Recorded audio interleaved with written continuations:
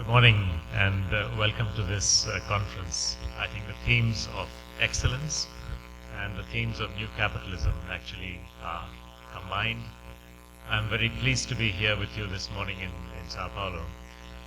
In fact, my second visit this month. Some people were surprised, but I'm not a stranger to this amazing city of yours.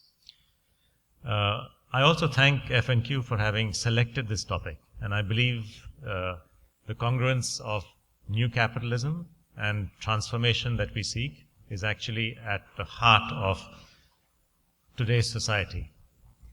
I will today talk about, if we can have the slides, today talk about the key questions about the new capitalism, which of course we all ask, which is why do we need it? Jairo, thank you for raising this in your presentation. And when do we need it? Is there any urgency? And what is the new capitalism? What does it look like? And perhaps the most important of the questions is, how do we get there? We are in a system, we want to change. How do we make that change happen?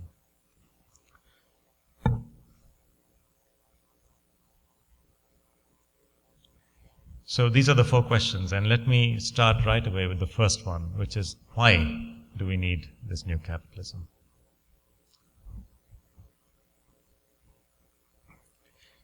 Well, sometimes I look at this cartoon and I think that the man there who's wearing a torn suit and a tie like this is me when I'm maybe 90 years old or 80 years old. And having to ask a question from my grandchildren is that, Grandpapa, what happened? Why did we destroy this planet? How?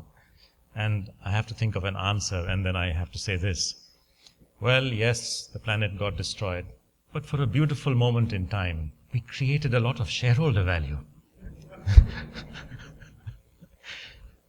That's one reason why I feel that there should be change, right? I don't want to have this conversation with my grandchildren.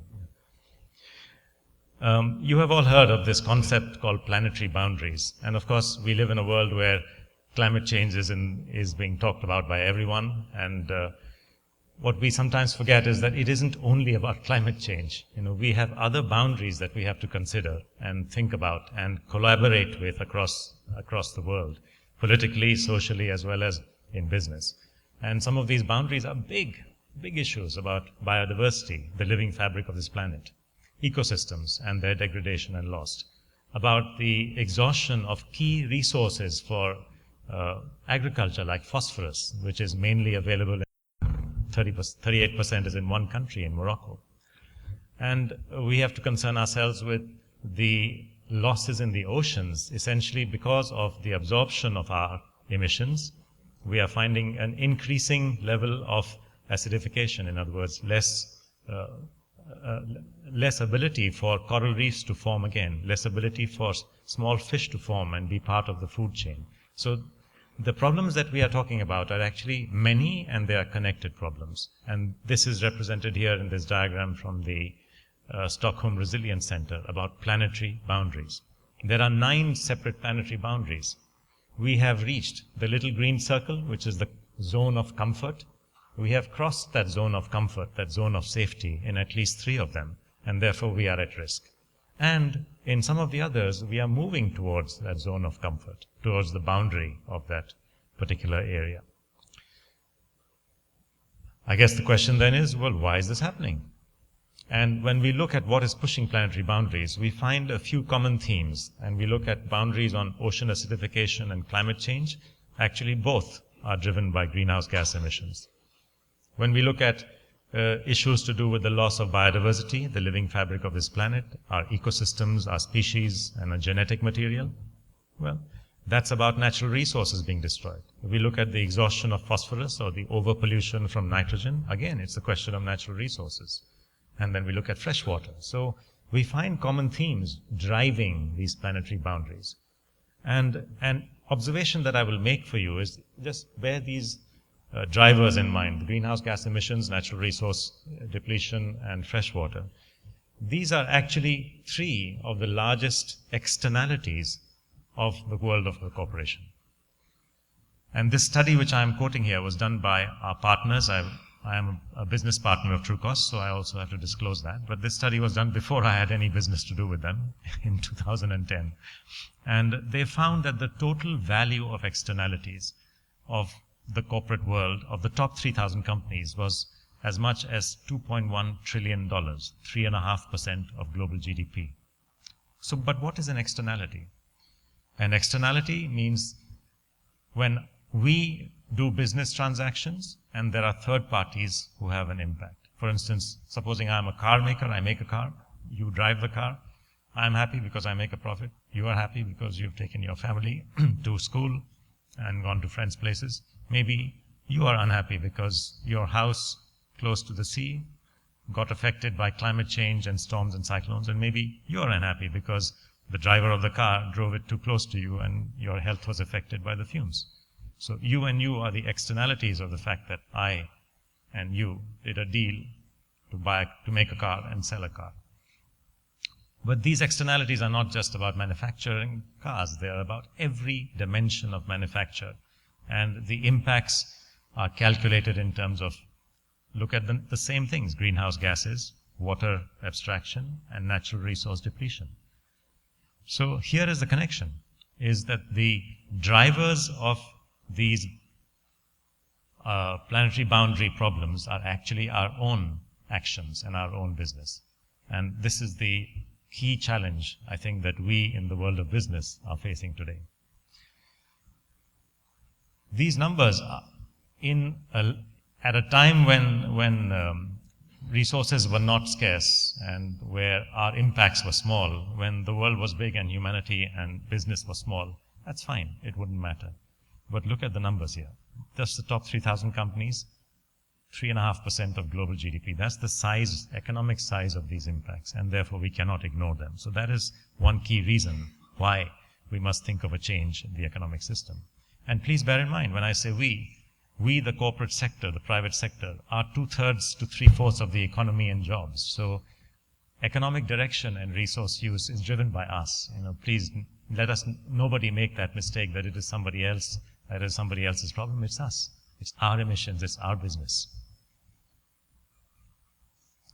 And I think the reason why our business is structured this way has a long history. And most of the world today is what I call in the model of Corporation 1920. And I picked the year 1920 because of a very famous court case that took place, Michigan Supreme Court in the US, Dodge versus Ford, the Dodge brothers versus Henry Ford.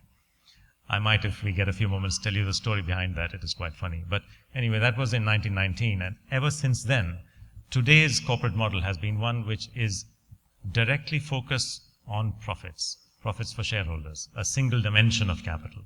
And I think that's another reason why we have to think about changing, because that one dimensionality of our business model of the corporation is actually, again, a basic defect in the way that we do business and impact and therefore have externalities. And together with that, and in the pursuit of profits, we do certain things which create other problems, social problems, human problems, natural problems. And we pursue size, and this is not a small matter, because if we look at, let us say, 1970 versus 2010, and these are years for which I and many others of you have been around and working. Between 1970 and 2010, the number of corporations whose turnover exceeded $25 billion went up from just 20 corporations to 350 corporations. And indeed, in the same period, the number of corporations whose turnovers are greater than 0.1% of global GDP, 0.1% of global GDP, that also went up from 20 corporations all the way up to 119 corporations, 120 corporations. So we are seeing a huge growth in pursuit of size, because size and dominance and market share, right? We are still very much in the model where it is not about sharing markets. Rather, it is very much still, as Jairo mentioned, about market shares. And that is Corporation 1920. We are actively lobbying. We are always, no matter which country you are, Brazil, USA, India, anywhere, you are always lobbying our governments for better regulations and better protection of our own markets, better rates for import duty and better rates for export duty. So there is always a degree of non-competitive behavior which is being involved in what is otherwise a market economy. Another dimension of the corporation is the willingness and ability to leverage. In other words, to use borrowed capital, not your own shareholders' money, but others' money. And if it's well managed and if it's controlled, this is fine. But look at the reality. The last recession, the 2008-9, was driven by misused leverage, derivatives-based, issuance of mortgage derivatives, basically leverage. And the previous recession, 2008, was again leverage. It was the Asian debt crisis driven by leverage by Asian borrowers in US dollars when they should be borrowing their own currency. And even before that, in the US in the 1980s, another crisis because of leverage, the Savings and Loans Association. And here in Latin America, in the 70s, the Latin American debt crisis. Crisis after crisis after crisis has been driven by some form of misused leverage, abused leverage, excessive leverage, and to this day, the central bankers believe that there is no reason to control leverage. I've been a banker most of my life. I don't think so. I think leverage is the single biggest risk that we allow systemically to happen, and yet, time after time, we fall for the mistaken notion that somehow markets will control this, that the fund manager of today will be somehow the conscious keeper of society. I mean, that is Alice in Wonderland. That is dreaming. That does not happen. So we have to think about leverage. When, for instance, one small example, when Enron went bust, after having leveraged, it was only discovered afterwards that their leverage ratio was not anywhere like 1.6 or 1.8, which was average for an electricity utility. It was more like 8 or 10. So that was the extent to which they had over-leveraged, as a result of which the rest is history. And finally, advertising without ethics. And I think we have a lot of concern, whether it is in the world of business or the world of politics, about the use of advertising and the freedom which we give to advertising. We, of course, believe, I'm a Democrat, I believe in freedom of speech and freedom of action and so on, but freedom also imposes responsibilities. You cannot have rights without having obligations. You cannot have one without the other. So when we talk about freedom of speech, it doesn't mean the freedom to say anything you want about anybody you want in any way that you want. That's not freedom. That is irresponsibility, right? Freedom of speech requires a certain degree of caution and thought and careful checking of facts. Know what is right before you say what you think. Because how can you think without having checked the facts and projecting the reality? So the kind of advertising that we have today is very much, it's all about good selling. But you can also have advertising which is selling good. There's a huge difference.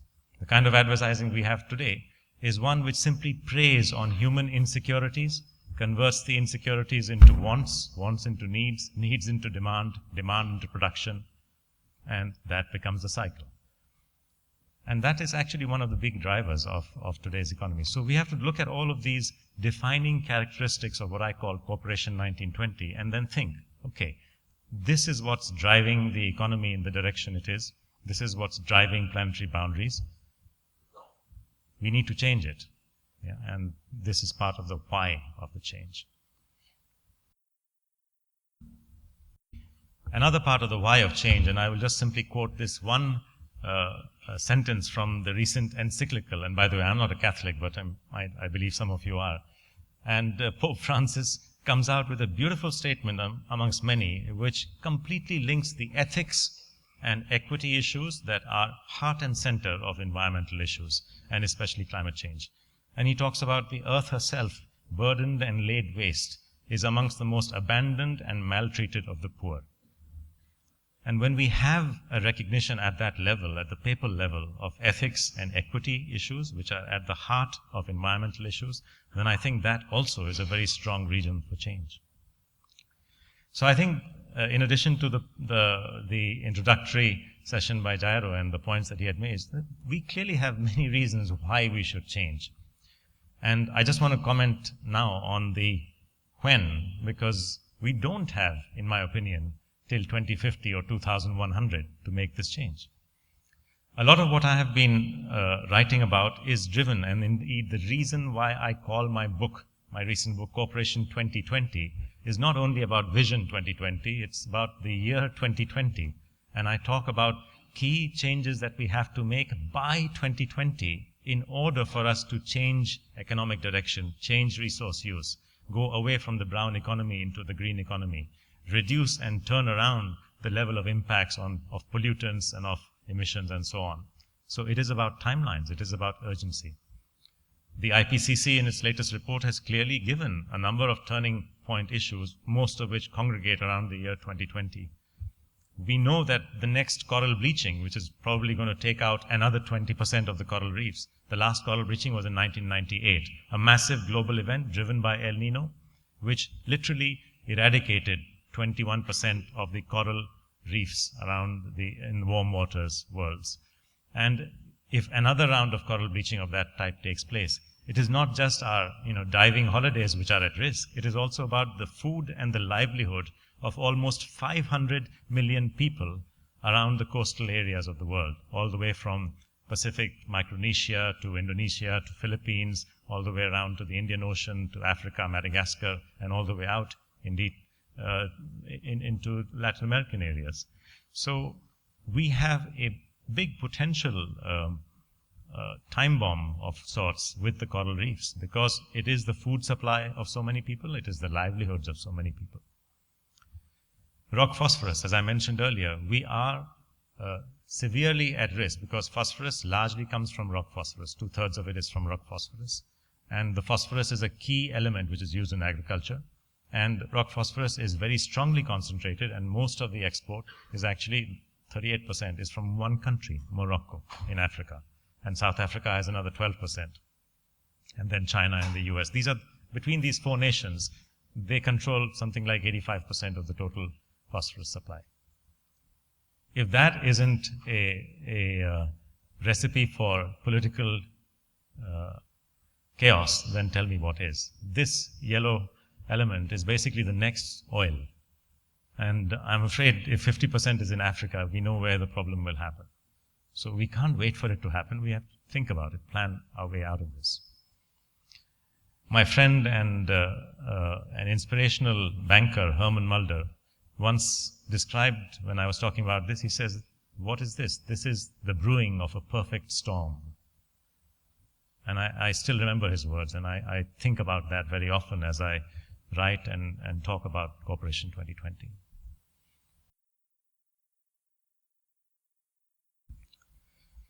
And now let us look at what is it?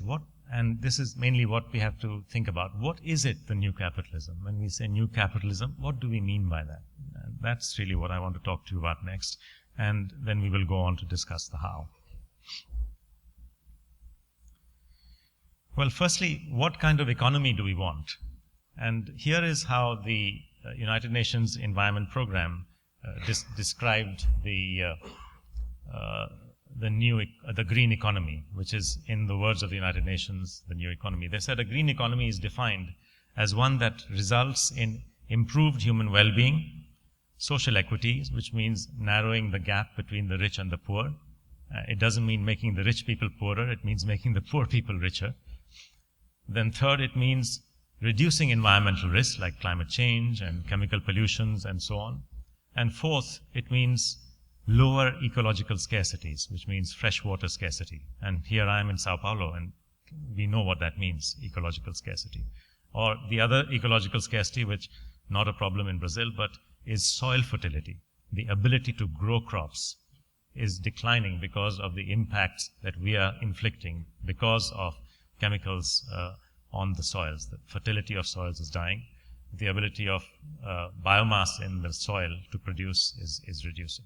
So these are issues which collectively are causing us to be in what we call a brown economy. Now, if I ask the question, does anyone want an economy which is the opposite of this, which means that it's increasing disparities between the rich and the poor, it is declining human well-being, it is increasing ecological scarcity, it is increasing climate change? Nobody says yes. We all want a green economy, and today we are in the opposite kind of economy, the brown economy. So clearly there's a huge background to this, and I think this is part of the challenge. And part of the challenge is also, as you mentioned, I like that sentence of yours, where you said that the problem is not the problem itself, but our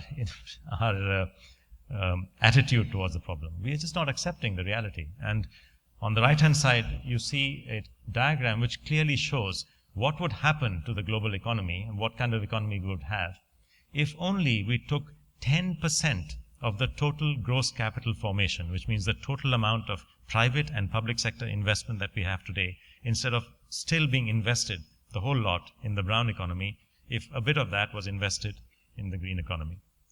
And that 10% of gross capital formation is approximately $1.3 trillion, which is about 2% of global GDP, which is approximately $65 trillion.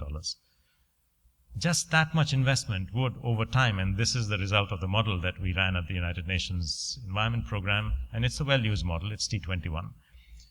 Just that much investment per year would be sufficient to, over time, over horizons of 5 years, 20 years, and 40 years, be sufficient to turn the entire economy towards a green economy, which means much lower footprint, in fact, less than half the footprint. Much lower water demand, 22% less water demand. Much lower energy demand per capita, 40% less. In fact, better GDP growth, as it happens, because of higher incomes and higher levels of income in the new jobs, and obviously much more forest cover. So all of these are the results, and we are ignoring this because this is the attitude problem, that no, it cannot be. You can't have a green economy which delivers wealth and improvement in nature and society and so on. That's not possible. I'm saying to you that it is possible. We have opened this model. This was published in 2011, in March. We opened this. Any number of economists have had a look at our model, and nobody has found a problem. And in fact, the only problem that has been found is by the environmentalists. And they have come to me and said, what makes you think, Mr. Sukhdev, that you have till 2050 to solve this problem? And earlier I thought they were just being aggressive with me because I'm a banker. But I now believe that they had a point. And actually, we don't have till 2050. We have much less to be able to turn the economy around in a different direction. So if that is the kind of economy we want, then what do we need to achieve it? And this is the key question. I briefly mentioned this earlier when I said that if we look at the green economy and we look at who is the biggest agent of the economy, that agent is the corporation. Today's economy is largely a private sector driven economy. And here are the numbers for the US. 75% of GDP, gross value added. 74% of jobs. Globally, the numbers are 60 and 70%. We cannot have a green economy unless we have the model of the corporation as a green corporation, or what I call Corporation 2020. And that's the challenge. So yes, we have macro level problems, but to solve macro level problems, we have to go down to the micro level, the level of the corporation. And this is also, of course, written about in my book, where I point out that in order to achieve so-called sustainable development and the goals of sustainable development, the kind of economy that you need is the green economy, which I described earlier. And in order to achieve the green economy, the kind of corporation that needs to be its engine is Corporation 2020, not Corporation 1920. And that's where the challenge is our challenge. So this is not just a question about will the government solve this problem or will there be a good international negotiation in Paris?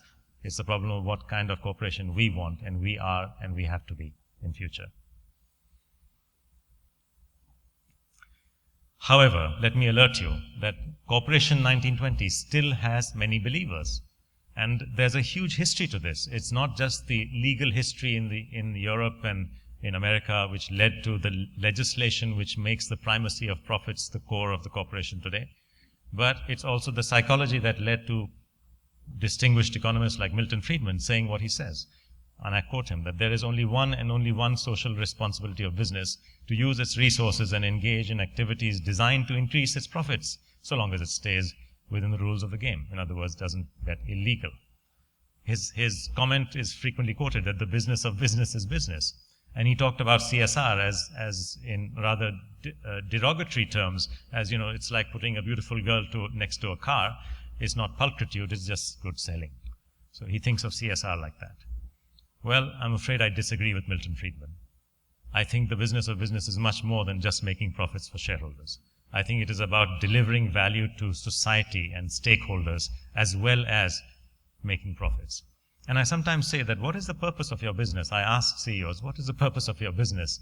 And if they say profits, then I smile. I say, well, you know, ask me what is my purpose. They say, what is your purpose? I say, breathing. And then they get it, that, look, of course, to be a business, you have to be profitable. To be a human being, I have to breathe, but that's not my purpose. That's the whole difference. We cannot reduce the purpose to something that is the basic function activity of the entity, whether it is the human being or the corporation.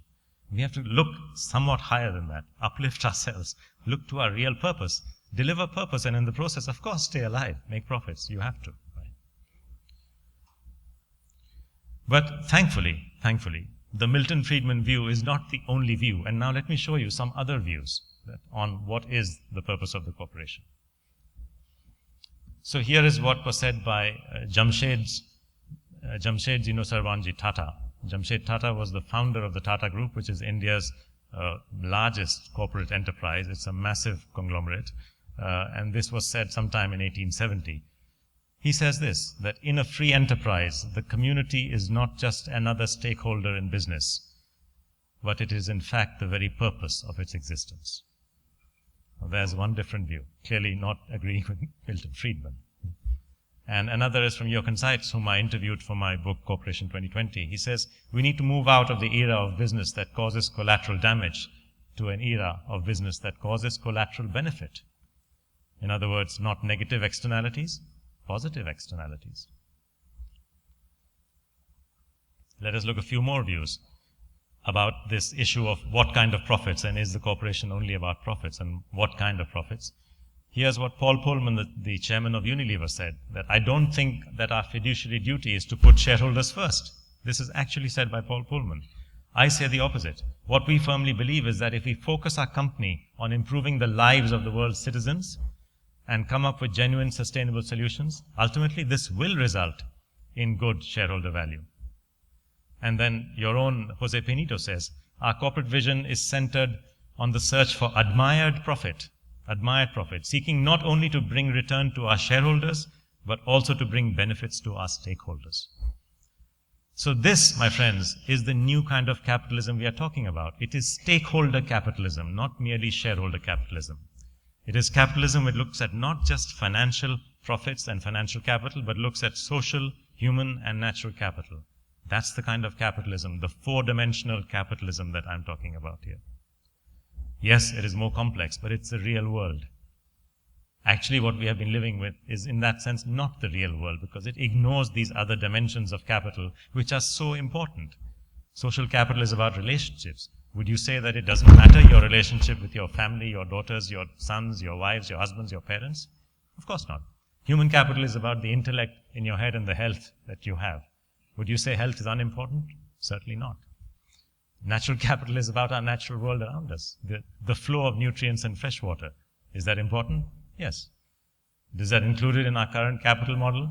No, because who even knows how to calculate the value of rainfall? And even if you grow forests, it's not as if the forest you grow will cause rainfall in your field, right? You cannot tell the clouds where to rain. But does our current economic model calculate the rainfall benefits of rainforests and whom they flow to and where they come from? No. So we do have serious defects in the way that we think capitalism today, and I think time has come now to address those defects.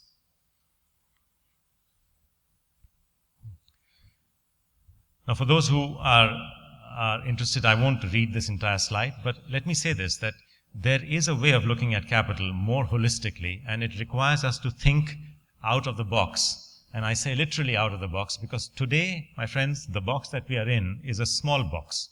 It's the small box of physical capital that is owned directly by the company. Of course, the company's operations have an impact on that small box. That's the shareholder box. But in addition, you employ people and train them and develop human capital, and some of that flows out as externalities to other companies. That's human capital that you generate, huge impacts. I did this calculation for a company called Infosys. $6 billion turnover, human capital impacts $1.5 billion, third-party impacts. These are big numbers. Social capital is about community, about what's relationship value. If we didn't have social capital, rules, regulations, laws, norms, customs, how would we do business? How would you ever honor a single contract? It's vital, and yet we don't value that when it comes to business. Natural capital, as I said, the essence. And please note that this is not just about different types of capital that we have to think, but who owns it. Some of the capital is owned individually, privately, as in the company owns it, you own it, and so on. I own my human capital. Your company owns its physical capital. But it can also be owned by community. There can be community farms, community forests. There can be community schools, community hospitals owned by the community. Then there can be capital that is owned in public wealth. And that's a big area because, unfortunately, today's economics are really focused on private wealth, don't pay enough attention to public economics and public wealth. And that's part of the reason why I think there's a huge disconnect between business and purpose and the purpose for society. But we need to consider that. And I think that's about calculating values, using valuation, and responding to these. These are still forms of capital, but they're just different from the ones that we are traditionally accustomed to calculating and presenting in our balance sheets and presenting in our wonderful GDP accounts. Right? Just like GDP does not really present the true wealth of nations, so unfortunately the corporate balance sheet does not really present, and its performance does not really present the true impacts of the corporation. And we have to address both of these at the macro level, get away and build beyond GDP, and at the micro level, at the corporate level, present beyond just profits.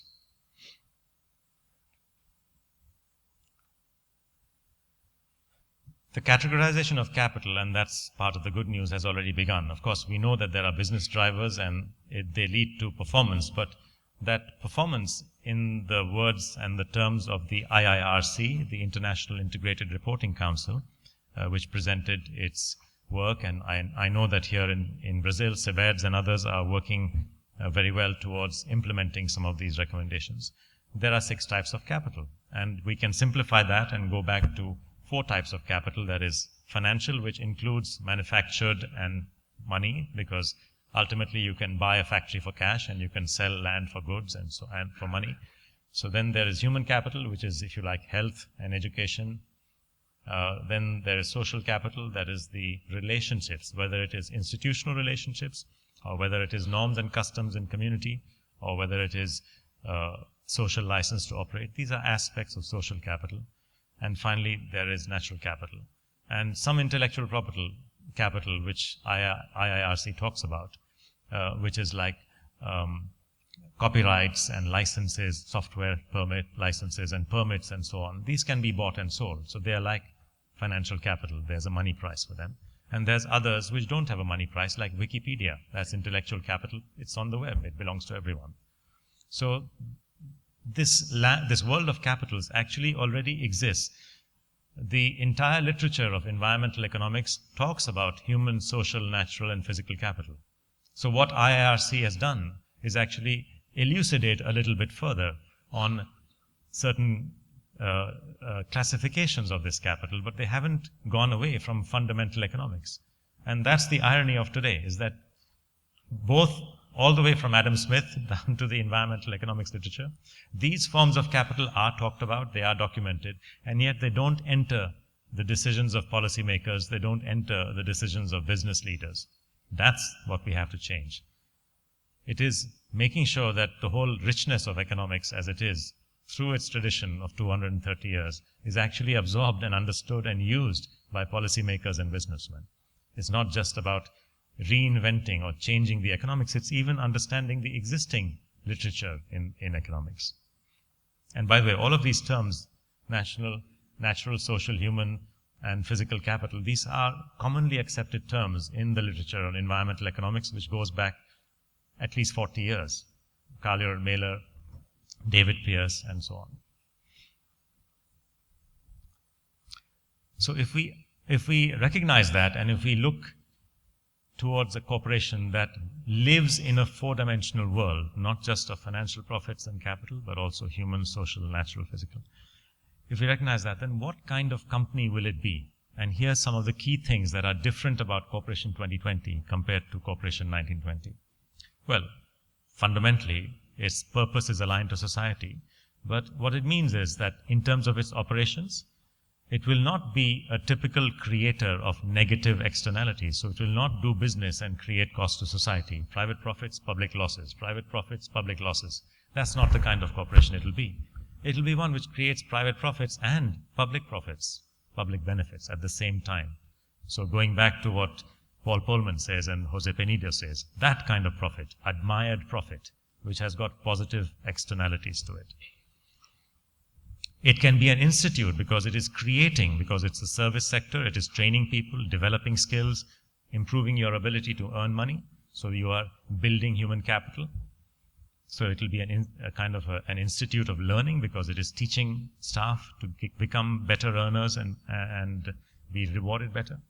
It will be a community because it is living with its suppliers, its buyers, and working in the community in a collaborative way, looking towards markets which are not merely about market share, but sharing markets. It will be a custodian, not just an exploiter and user of natural capital, but a builder and a maintainer of natural capital. In Japan, in their business association, there are more than 50 companies. There are 1,300 members. More than 50 companies own natural forests, which they maintain for the public, because they believe it's a CSR activity. And that's a custodian of natural capital.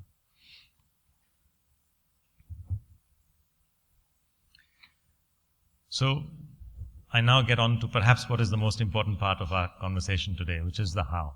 I think we all will agree that we know the direction we want to go. The question is the speed and the method to get there.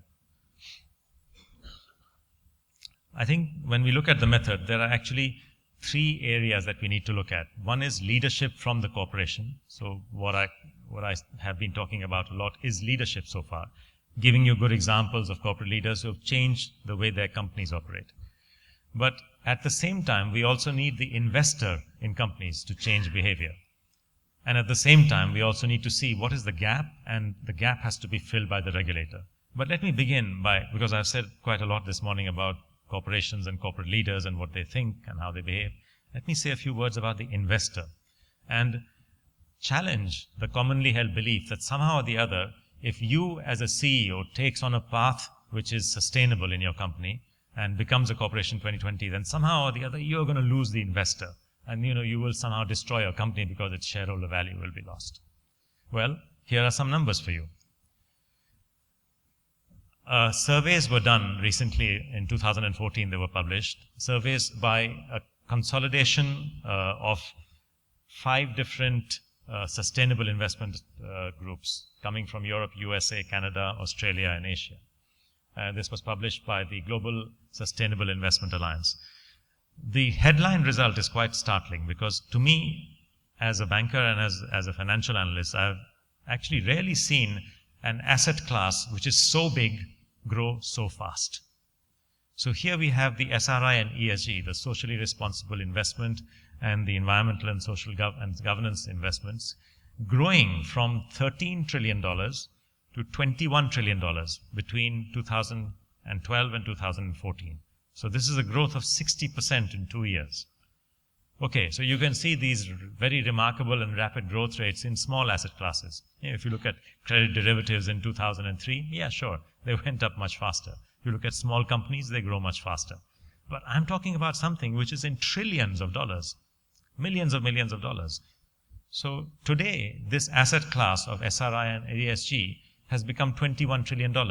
Well, my friends, the total financial investment in the world, $160 trillion of debt and $55 trillion of equity, that's $215 trillion. This is almost 10% of that. It has grown from 6% to 10% in 2 years. What does that tell you? Something is changing. Something very significant is changing in the way that investors are analyzing investments and recognizing that, yes, these aspects of non-financial information have to be considered. Social performance is important. It's not just financial performance, etc., etc. So I think we are seeing a big change out here. But we are seeing more than just a change in the headline numbers. Because what is interesting is the strategies that investors, that is basically mutual funds and analysts and so on, they use. The obvious strategy is what we call negative screening, which means that if a company is in unethical businesses, or if it has got a governance problem somewhere, or if it's got a big issue, then you exclude that from your portfolio, or you do not invest in that. And that's still the largest criteria. But another criteria that is growing very rapidly, in fact more rapidly, is this criteria of integration. Looking at performance holistically. Looking at performance not just from the shareholder perspective, but from other perspectives as well. Social perspective, environmental perspectives. And that, ladies and gentlemen, has been growing even faster, from 6 trillion of assets evaluated on an integration criterion to something like 12 trillion. So I think there is a attitude change, finally, an attitude change actually happening with the buy side. And I think this to me is the best news, which is why I thought I would begin with this.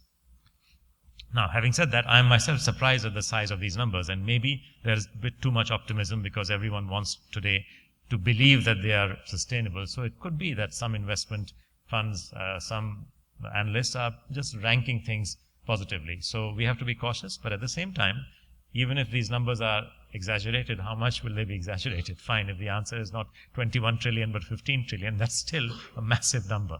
And that's the point I'm making, and it's growing at a huge rate.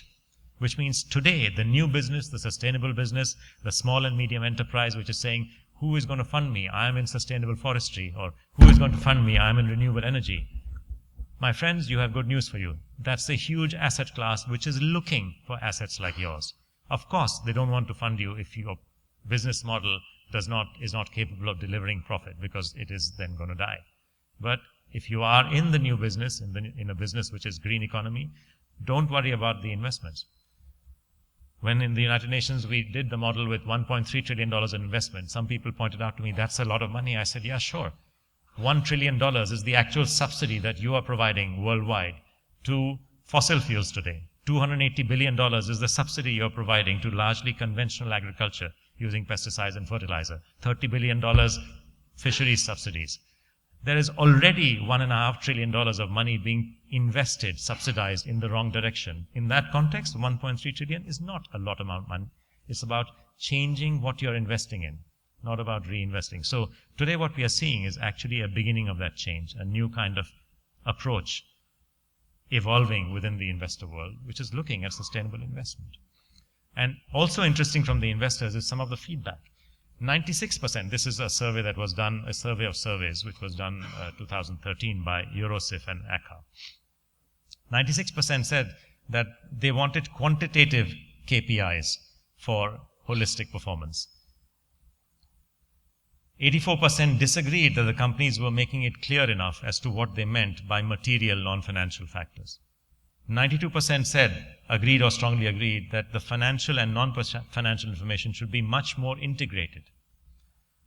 These are actual surveys, ladies and gentlemen, of thousands of investors that have been put together. This is a collection of 90 surveys. If this is what the investors are saying to you today, this is what the analysts are saying, then I think we as company people should be listening, because they are the ones who are buying our shares.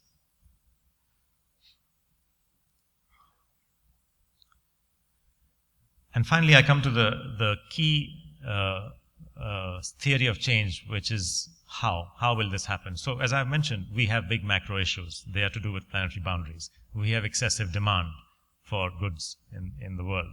We have underpriced supply because we don't apply resource taxation. We have a huge problem of resource depletion, and phosphorus is one example. And of course, we have public capital losses, the so-called externalities of business, and they are very big. But the point I'm making is that these macro problems all have micro drivers. The micro drivers of demand are actually our culture of consumerism, which is driven by the corporation. But we can change that.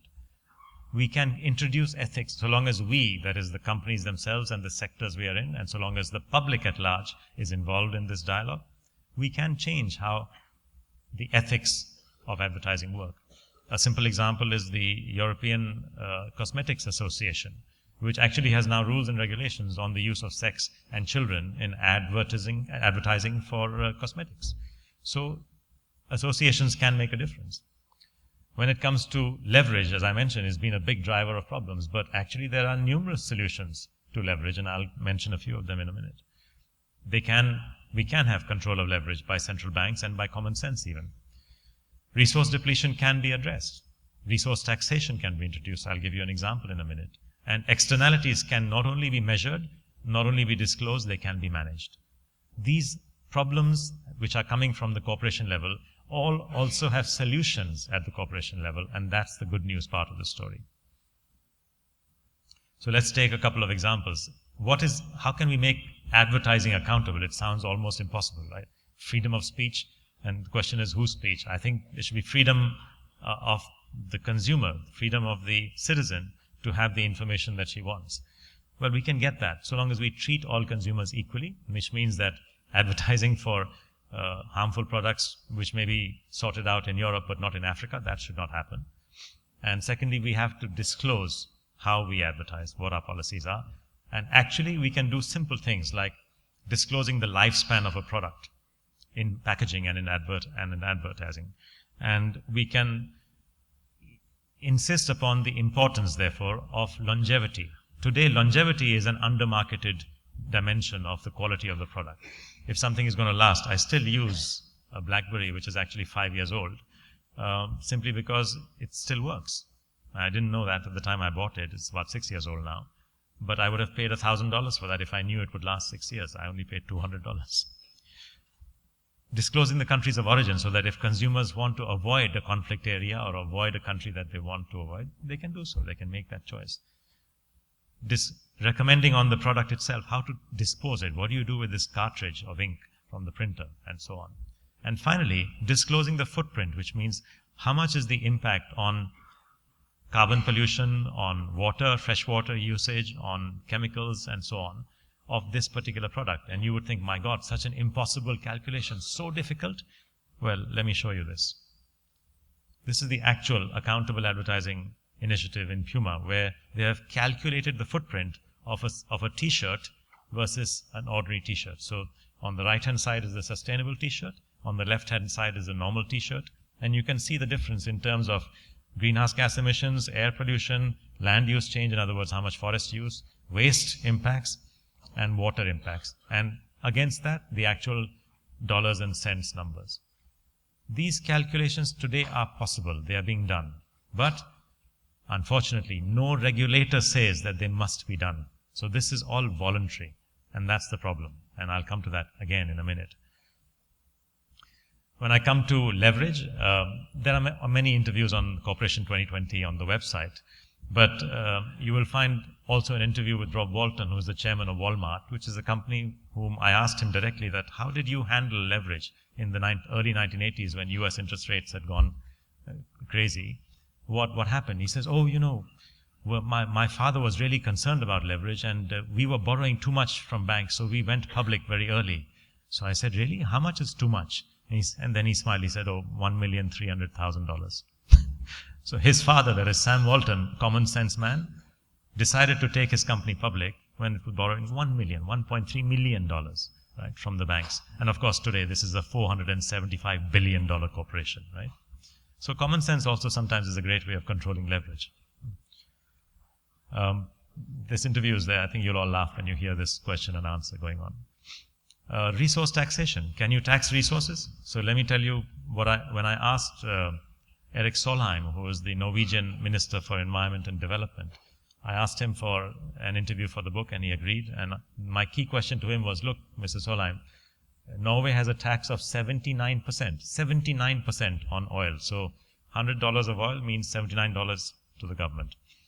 And I said to him, won't the oil companies run away? I mean, aren't they upset with you? Aren't they complaining? He smiled. He says, yeah, they're complaining. They've been complaining for the last 25 years, but they're still here. So that is the answer. So when you, my friends, think about drilling oil in the Atlantic, think about that. Look at the value that Brazil, the nation, can get by resource taxation. Norway, a tiny country, with 4.5 million people, the oil fund that they have, the global pension fund, the government pension fund global, is today $850 billion, thanks to this good decision 25 years ago to tax oil at source, resource taxation. Why do I say it's good? Because this is about taxing the bads, not taxing the goods. All other governments are taxing profits, which means ingenuity at the corporate level, innovation and that is taxed. Value addition is taxed. Income tax, hard work, salaries, income tax. You're again taxing hard work and ingenuity. Why are you taxing the goods? Why can't you be taxing the bads like resource extraction, resource use, atmospheric resource use and pollution? These are things that we should think about, right? Why do we have to be in a different system? And finally, externalities. You would think that it's difficult to calculate externalities. No. Here's what Jochen Zeitz of Puma did in 2010. He took the TEEB report, TEEB for Business, and he implemented it. In fact, he even took a bet with me that he would implement it before we published it. And it took our publishers 9 months, and it took him 6 months to do this. So he was right. Well, this is a detailed report of his externalities. A 250 million profits business with $200 million of externalities, 145 million euros. And a great learning experience for them to show that most of the costs are actually upstream because of the growing of rubber and the use of water and land in growing rubber, in growing cotton, and the costs to society of doing that. So it's a great learning experience, and they have actually changed as a result of that. They have they have got a policy to reduce leather use because ironically leather costs are actually higher due to the pollution of tanneries and due to the impacts on rainforests of cattle and so on. So actually this exercise has resulted in a strategy change for the company. And AkzoNobel is a very large chemicals giant in Europe, a Swedish and Dutch company. They are mainly in paints, and they also, of course, Nobel is the original explosives manufacturer. They are a huge international presence. They have 6 factories here in Brazil, and they chose to look at a calculation of their 4-dimensional profit and loss. Again, I'm not talking theory here. This has been done already, and it has been done here in Brazil. My team did this, right? I have to disclose that. This was done last year. They have already published this result. Basically looking at their paints and performance chemicals division here in Brazil and working out the impacts not just on financial capital, but on human, social, and natural capital. A proper 4-dimensional profit and loss statement. So this is possible. Can a corporation be a community, like I said? Yes. Look at how Google builds its staff. I mean, I'd love to live in an office where I can take a slide down to the lower floor and, sit in a boat and have a meeting and have cordon bleu chefs cook my lunch for me at the canteen. And if I'm feeling tired, I can take a break and play some billiards or pool and so on. So that's the kind of building of community that they do. And young people, highly creative, highly innovative.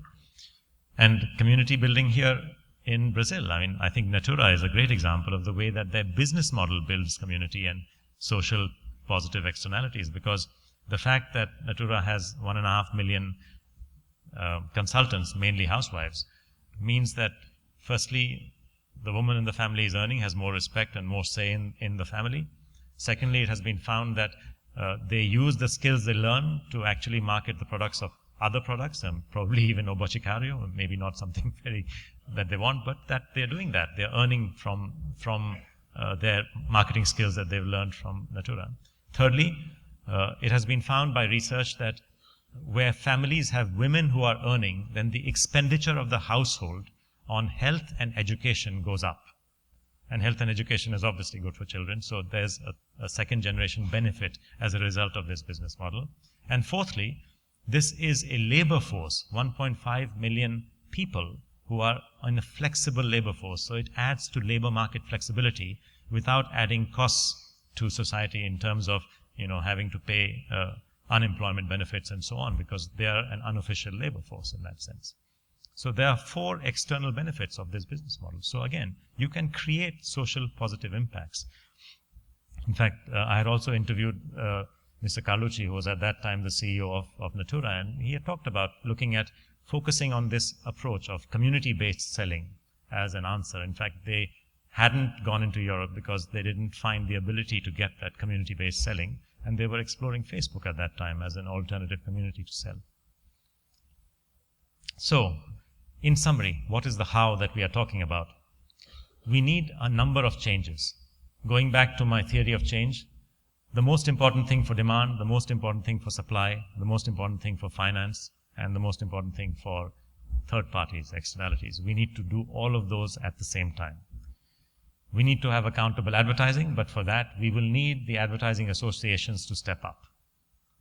We need to limit leverage, and there are many ways of limiting leverage, which is all the way from setting capital controls to just using common sense. That has to happen. We need to change the way we tax. Let's start taxing the bads more, and let's start taxing the goods less. And that can also be done. And finally, we need to measure and disclose and manage externalities. These externalities, these third-party costs of doing business, have become far too big in economic and social terms. We have to change that.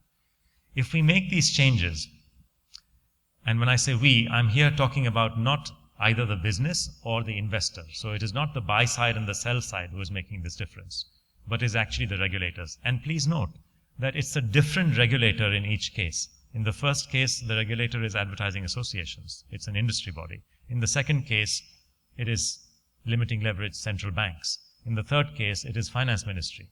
In the fourth case, it is actually the accountancy regulators, because it is the Institute of Chartered Accountants here, just like it is the ICAEW in the UK or the international IFRS associations. They will have to put in rules saying that, yes, you are disclosing lots of other things in financial statements in performance, but you have to disclose externalities also. So there are different regulators which will be needed. And when these regulators step up, and it is up to us to make them step up, by the way, they will not do anything until we tell them. But when they step up, then we will have the change.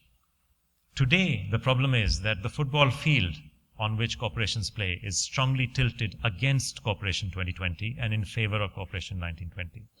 We are trying to score a goal up the hill. That's the problem, right? And why is it tilted? Because we have subsidies, $1.5 trillion of subsidies. We have got regulations on finance, on advertising, lack of regulations on advertising, regulations on finance and accounting, which do not tell the truth. We need to do that. And that gap between leadership, we have leadership, right? We have Paul Pullman, Jose Penido, so many leaders in the corporate world. The problem is, if we total up all of these companies, I include that in Walmart, $475 billion. I did this calculation. If you total up all the leaders in the corporate world who want to go in the right direction of the green economy and Corporation 2020, you still end up with an answer of about $800 billion of turnover. And that is about 1% of global GDP. And if you add up their value chains, because that is part of their influence, then you get to 5% of global GDP. But the remaining 95% is still headed in the brown economy. So we have leadership from the corporate world. We have interest from the investors. But we don't have followership from the corporate world. And this gap between leadership and followership has to come from 4 different sets of regulators. They have to change the rules so that the football field is flat. Then the game can be played. Yeah. Then Corporation 2020 will win, and I believe Brazil will win. Thank you.